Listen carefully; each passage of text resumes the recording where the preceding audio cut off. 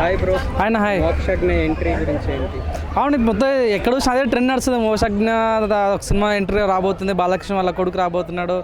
దాంట్లో శ్రీలీల హీరోయిన్ ఉంది. మన బాలకృష్ణ స్పెషల్ రోల్ వస్తున్నా అన్నట్టు చూద్దాం. బాగుంటుంది నిజంగా. కొత్త వాళ్ళకి తెలుగు అంటే చెప్పని స్వాగతిస్తాం కాబట్టి చూద్దాం వెయిట్ చేస్తాం. ఎందుకంటే ఆ అబ్బాయి గురించి మేము చాలా విన్నామని అంటే తను ఏంటంటే ఎప్పుడు కూడా రాజకీయాల్లోకి వచ్చి మాట్లాడింది లేదు, ఎప్పుడు సినిమా ఫీల్డ్కి వచ్చి మాట్లాడింది లేదు.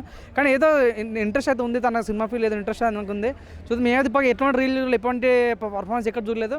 చూద్దాం మరి ముందు ఎట్లా. ఎంతైనా ఆ ఫ్యామిలీకి ఉన్న బ్లడ్ వేరే. నన్ను అవునాను కదన్న, నట నందమూరి తారక ఆ ఫ్యామిలీలో చూడు ఆ బ్లడ్డే వేరు. సో అక్కడ వచ్చిన వాళ్ళు ఇంత పెద్దవాళ్ళైనా నిజంగా రావడం లేట్ అయినప్పటికీ కూడా 100% మంచి మార్క్ పడుతుంది, మంచి సినిమా వస్తుందని అనుకుంటున్నా. సో మనం చూసినట్టయితే ఎన్టీఆర్ వాళ్ళ అన్న మనం చూసినట్టయితే బింబిసారా తోటి మంచి సినిమా వచ్చాడు at the same time. So నిజంగా ఈ మోక్షజ్ఞ కూడా మంచి సినిమాతో రావాలని మనస్ఫూర్తిగా. సినిమాలో కంటెంట్ ఉంటే 100% తెలుగు ప్రజలు స్వాగతిస్తారు. కాకపోతే సినిమాలో కంటెంట్ లేకుండా ఏదో వచ్చాము చేసామంటే మాత్రం అంత చెప్పలేం కాబట్టి